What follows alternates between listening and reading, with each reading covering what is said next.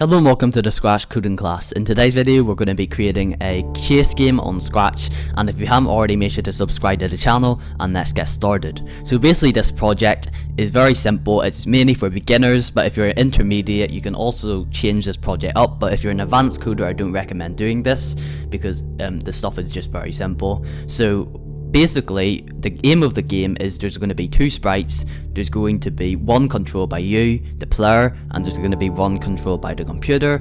And the aim is basically try not to get caught by the computer sprite. So if the computer sprite touches your sprite, then you lose the game. And we can just make this game a bit more interesting as we go along, but I'm just going to get started with the coding. So we need to delete the cat sprite because we don't need it, and then we can choose two sprites, and these sprites are entirely up to you. I'm just going to do a ball and a dog because that's the sprites I used when I coded this project a long time ago.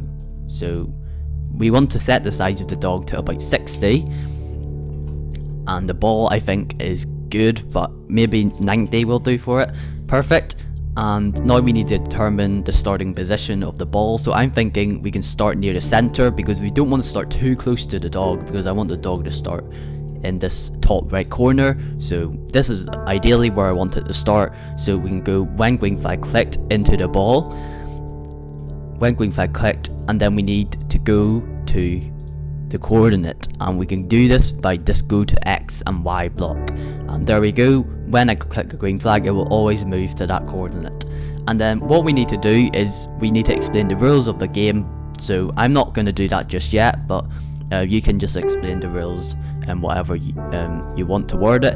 And then we need to use a forever loop, and the forever loop, basically this is going to be the movement of the ball, because we need to control it, and the only way we're going to control it is using the arrow keys. So here in this loop is going to be all the code for the different arrow keys, and I've done this a lot of times in the channel, but if you haven't watched any of my other videos, then how we code the arrow keys is very simple. So we use an if condition, and then we need a sensing block, we need a key, and we need to choose the left arrow, and then we need to basically just change the X by a negative value, because X is going from left to right and we always want to move left. So if you're going left it needs to be negative, so we need to change X by a negative value. I'm going to do -8 today, but it's up to you what you want to do. You can do -6, but the bigger the number, that means it's going to move a lot faster. And then we need the right arrow, and the right arrow is very simple. We just need to change this to a positive number, and then the up and down arrows are very similar. We just duplicate all of this, and then we can change this to the down and change this to the up. And the down and up ones use the Y coordinate, and the Y coordinate, a negative value moves down, so we need -8, and a positive value in the Y coordinate moves up, so this is 8. And this is basically all the code we need for the arrow keys. And then what we need to do now is we need to go to the dog, and we're going to code everything for it.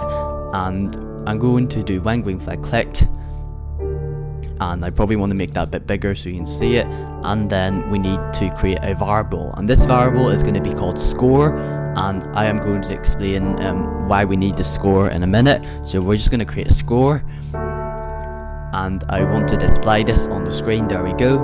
And we want to set the score to 0 at the beginning, and then we want to point in the direction 90 degrees because the dog will be rotating as it finds the ball. So we need it to start in this direction, so start in direction 90 degrees, and then we need to go to these coordinates that we've given it, so we can do that. And that is basically the starting code.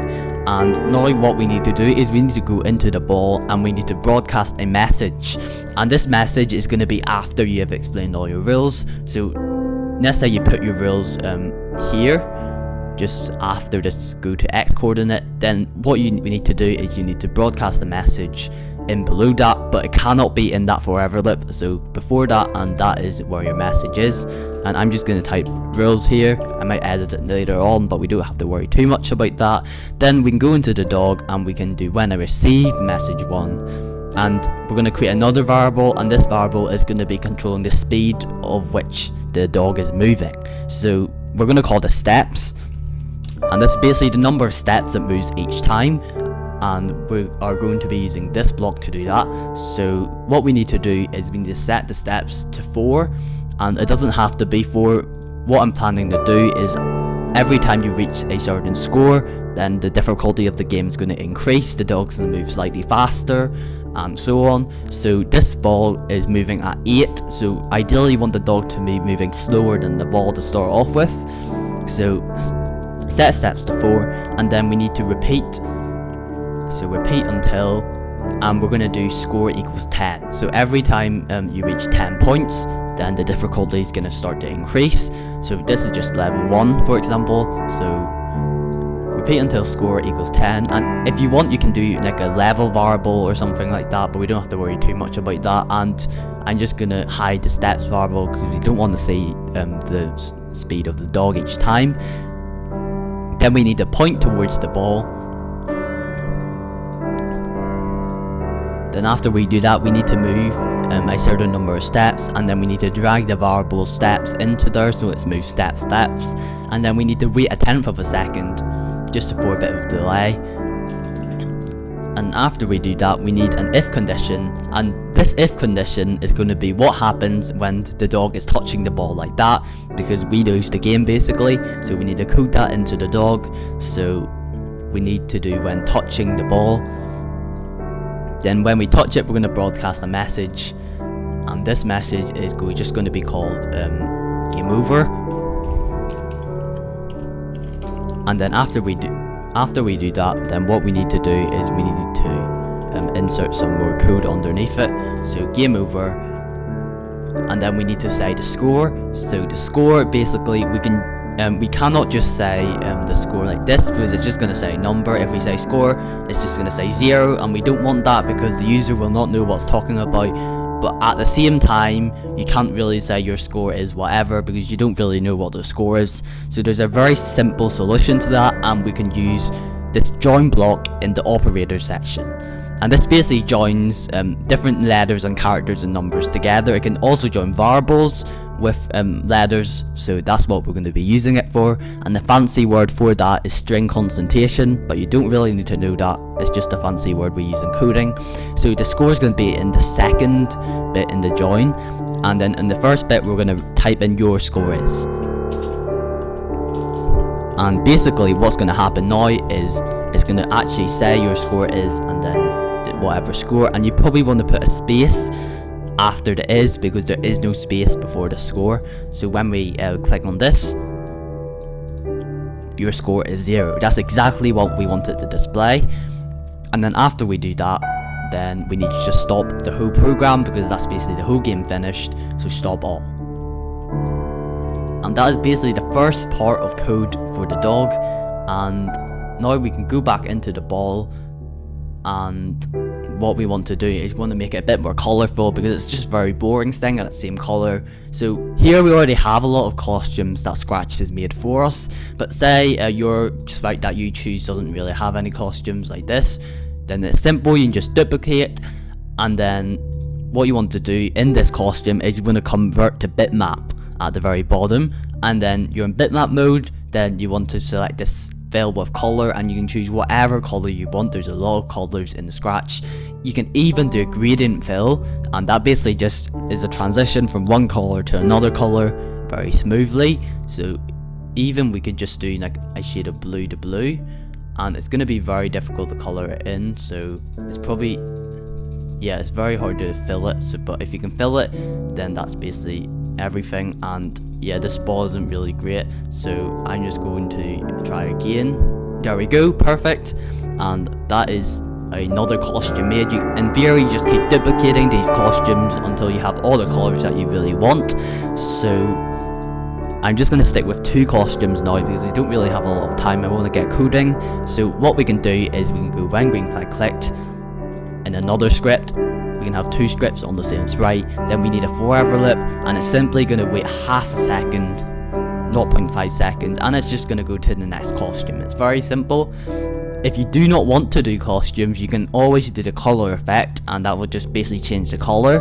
So you can do that if you really want to, but make sure you set the color effect to 0 and you do a loop, or the color effect will just keep going up and up and up. But that's only if you're more at the advanced level. You don't have to worry too much about that if you don't know what that is.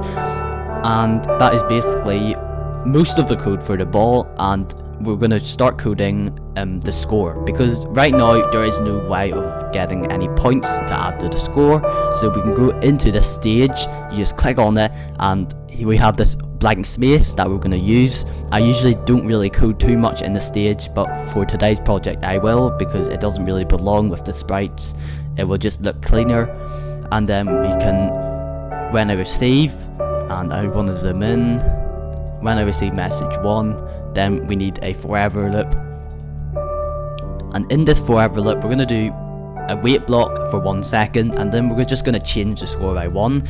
And basically what this script does is basically every 1 second that you survive without being touched by the dog, you get 1 point. So in theory, in this dog script, if you survive 10 seconds, then you've completed the first level. And then we are just going to do one more script in this stage, and that's all the code we need for this stage. So when I receive, game over, and then we want to stop the script in the stage, because we do not want the score to just keep ticking up, so because we've already lost. So stop other scripts in Sprite, there we go. And then what we need to do now is we need to go back to the dog, and we're just going to code another level for it. So we can duplicate this, it's very simple, you just duplicate it, and we can go down a bit, and I think I put that in the wrong place, so you want to put it in below here. And then we want to set the steps up a bit, so we're just going to set the steps to 5, and that's just going to make it a bit more faster. And then we need to set it up to 20, so when score is 20, we can keep all this code basically the exact same, which is the really good thing about this project, because you don't really have to change the code. So I've only done up to 20, so we can actually just do a stop all underneath this if you really want to, but I'm just going to do another level, so I'm going to set the score to 30. So I probably want to move this down a bit, there we go. So set score to 30, that is going to be steps to 6, and then we can just set score to 30. And that is basically the first 3 levels. I'm not going to do any more, so I want to start coding a bit of the obstacles, but let's just test this game out first. So it says the rules, and then we can start moving. If we get touched, it says your score is 2, and basically everything's supposed to stop there, so there might be something wrong. So I don't think we did a stop all here, so we actually need a stop all. That's just a bad mistake, so we need stop all there, and for some reason all these other ones have the stop all, so I probably moved that by accident. But now when I try, so it says the rules, and then if I do that, score is 1, the game ends. And now we're going to do some obstacles, because right now we just have one big white space for the ball to move, and it's very easy to win, so we want to make this a bit more complicated. There are 2 ways of doing this, so I'm just going to show the easiest way, and I'm going to explain the harder way later on. So this is the easiest way for beginners, so we're just going to create another backdrop, and this next backdrop is going to have some black obstacles, and it can be any color, but I recommend that they are black, because then it's going to be easier when we add the code. So what we need to do, we need to set everything to 0, and apart from saturation, so saturation stay at 100, and we would just want to draw a few squares, so a square here maybe, and we can do maybe a square here. And these are basically just obstacles, so you can basically draw this however you want. So we're just going to do obstacles like this, and the good thing about this is that the dog can just move through the obstacles, but you can't. So there are different things that can happen. So the first thing, if you want, you can just end the game completely if you just touch an obstacle, or if you don't want to do that, then basically you can just that means the sprite cannot get past the obstacle, so that's probably a bit easier to do if you just want to end the game. But if you don't want to, then you can do if, and then we need a touching, and then we need to touch the color, and we just actually just drag all this to all the values that we set earlier. So it's that color right there. If you didn't set it to black, you can just click on this icon and you can just select whatever color you want, and there we go. And then after we do that, we need to change the X by 8, because if we change the X by -8, we're touching it, we're still going to go -8, so we need to go the opposite direction so it doesn't move at all, because we want it to stay still. Here's an example. So let's say we have this ball right here. If we click the left arrow, it would go like that, and that's actually, we shouldn't be doing that, because that's supposed to be an obstacle. You can't get inside the obstacle, so we need to actually change X by 8 again, so it's just back to the original position. So change X by 8. If you really want to, you can maybe change X by like 20 or something, so it just rebounds off completely, but we're not going to do that. We're just going to change X by 8. And from now it's very simple, because what you need to do, just duplicate all this code, put it in below your change X, and you just need to reverse whatever you did. So change X by 8, change X by -8 this time. So I'm just going to do this down here. So this bit is going to be change Y by 8. So basically reverse whatever you did. It's very simple. And finally here is going to be change Y by -8. And that is basically all that code for this. And actually we spawned inside the obstacle, so we probably want to move, I'd say, about here. So I'm actually planning to put the obstacles later on. I'm not planning to start with them, but this is just so we can test things out. So rails, and then we go. As you can see, I try my hardest to get past, and it's very difficult. I cannot get past each obstacle. So there we go. And this line also is the exact same, but if I can demonstrate, that means the dog can still go through the obstacle without doing anything. It's quite unrealistic, but that's just an easy way, because if you want the dog not to go through, you're going to have to go through a lot of coding that is just very advanced. So we're just going to leave it there. That's basically the game working with the obstacles. And now I've put the obstacles on a separate backdrop. So all we need to do basically is just switch the backdrop, and then we can have all the obstacles. So at the start I don't really want obstacles, so we're just going to set the backdrop to backdrop 1, and then later on, I'd say after we get 10 points, then we want to start adding the obstacles in. Switch back to backdrop 2, and then the obstacles come in. And you can just keep duplicating this, add more obstacles if you want. It's very simple. You just do the exact same code. You don't even have to code the ball anymore. All you have to do, duplicate backdrop, switch backdrop to backdrop 3 whenever you want, and it's just that simple. And the other way of doing it is more if you're an intermediate or maybe an advanced coder. So instead of using the backdrop, you can do different sprites, and these sprites can appear at random times. And these sprites, and when these obstacles appear, you don't really know where they appear, so you can maybe do it just flashes or something, and then it just appears, and once you touch that, then you can't really get past it, because right now there's no way. If you get stuck inside one, then that means you're stuck. You can't even move. It's gonna be game over. And another thing you could do is you can do a game over backdrop. So when the game ends, you can switch it to a different backdrop if you want to do that. And the final thing I want to do in today's video is going to be if you want more than one dog going at the same time. And this is quite simple to do actually. So what we need to do is we need to create a clone of the dog whenever you really want to. I'm just going to do it when the obstacles switch. So we're going to create a clone of myself, and then we need to go separately. We need to make another script when I start as a clone, and then we want to show, and then we need to repeat forever basically. So repeat forever. And there isn't really an ending to this game because I just left it here. So maybe if I want to expand it, I can just keep expanding it. But if you really want the game to end, just make sure you do a game over script at the end of the 30, or like you win, for example. That's why I'm doing a forever loop up here, if that makes sense. And then we've got the same code basically right here, except there's just going to be one minor change that I'm going to do. You don't have to do this. So I'm just going to do this, and what I want to do is I want to make the clone slightly slower than the original sprite. So just a wee bit slower. It's going to be a massive difference, but if they're traveling at the exact same speed, then they're just going to overlap with each other, and it's going to be very difficult to tell that they're two different. There's two different clones. So we need to do steps, and then we can do minus a half, and I think that's actually enough.